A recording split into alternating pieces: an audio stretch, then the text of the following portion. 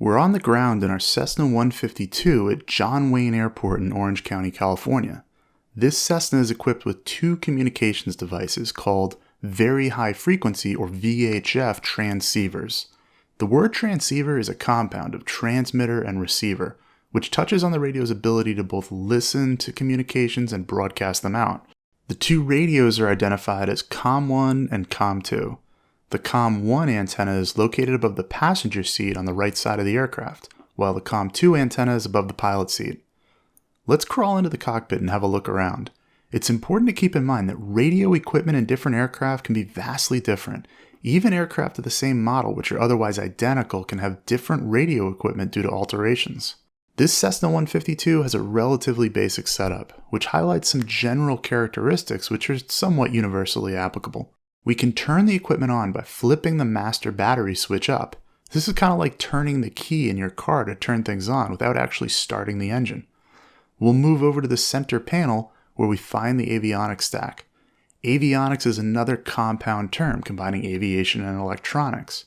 We'll turn on our two radios by turning the small knob here, which also serves as the volume control.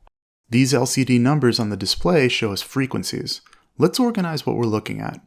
Notice the top unit has the word COM. This is our COM1, while the unit below that has our COM2. To the right of each COM is a nav unit. These are used for radio navigation, which won't be covered in this course, as it deals with navigation and not communication. We'll only be focusing on the left side of these units. Let's focus on COM1 first. There are two sets of numbers. These are frequencies. Our radios receive frequencies between 118.0 and 136.975 megahertz. For your reference, FM radio stations operate between around 88 and 108 megahertz, so we're operating on the same spectrum as the radio stations you can hear in your car, only we're a bit further up the dial.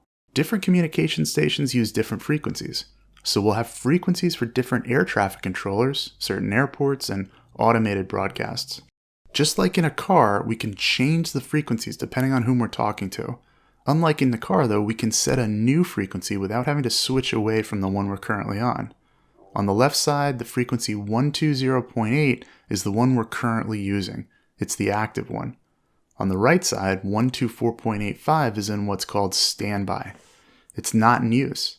We can change the standby frequency by turning the outer knob, which changes the numbers to the left of the decimal, and the inner knob, which changes the numbers to the right of the decimal. The active frequency of 120.8 doesn't change.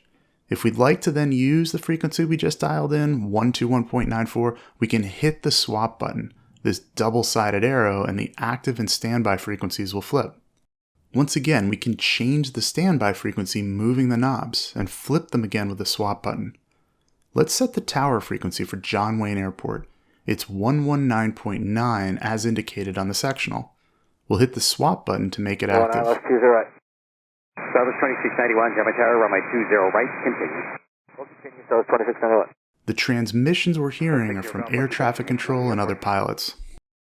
Many aircraft are equipped with a second radio transceiver, COM2, just like we have below.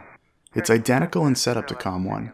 Let's set the ATIS frequency for John Wayne, 126.0, so we can listen to the weather information. When we swap it to active, initially we don't hear anything. We're still listening to the tower transmissions. If we look up at the top of the avionics stack, we see the audio panel. We can control what we hear with these buttons. Right now, the yellow button that reads 1 is pressed down, meaning we're transmitting and receiving on COM1. This is why we still only hear the tower frequency. When we hit the button with number 2, we switch over to COM2, which is playing the ATIS broadcast. 160 at Niner. Visibility 10. Few clouds at 2,000. And we can go back to tower on 1. In addition, we can listen to both at the same time by hitting the both button. 20 left, 20 right. Read back all runway assignments and hold short instructions. This lets us listen to the ATIS frequency while still keeping an ear on radio calls on COM1. The gray buttons deal with audio for navigation, so we'll skip those. At the bottom of the stack is a transponder, another compound word combining transmit and respond. This receives signals from radar on the ground and sends back information. We can turn it on with the knob here, either setting it to standby, on, or altitude mode. The altitude mode will broadcast our altitude to ground stations. The 4 knobs on the right allow us to set our transponder code or squawk code. This is assigned to us by air traffic control sometimes for certain phases of flight. We get a unique code which identifies our aircraft. Each of the 4 digits range from 0 to 7. Finally, there's an ident button, which when pressed makes our radar target on a controller scope light up to make it easier to identify us. Now, as we mentioned, avionics setups vary greatly between aircraft. This is a relatively basic one. Here in the Cessna 172, we have an example of a little bit more complicated setup. The radio controls are actually on GPS units on the avionics stack. We could turn the battery on in the same way by hitting the master battery switch. On this aircraft though, we have an avionics master switch also, which will toggle all the avionics in the aircraft instead of having to do so with those volume control knobs in the 152. We'll switch both on. Moving over to the avionics, we see our 2 GPS units turned on. This is a simulated version of the Garmin 530 up top and 430 on bottom, which for our purposes is a pretty faithful representation of the real thing. Notice the letters COM on the top unit. This is our COM1, while the COM2 is on the 430 unit beneath. Now, the active frequency is the one up top. So in this case, on COM1, it's 120.8. We can change the standby frequency by turning the inner and outer knobs on the left. Let's set this to the tower frequency, 119.9 once again. We'll flip it active with the swap button, which is the double-sided arrow with the C for COM. If we'd like to set ATIS on COM2, we'll turn those knobs to set 126.0 and flip that to active with that unit's COM swap button. In order to receive COM2, we'll want to hit the button on the audio panel up top. Notice COM1 is already lit up, and by hitting COM2, we're now listening to both. We can turn each one on and off by pressing their individual buttons.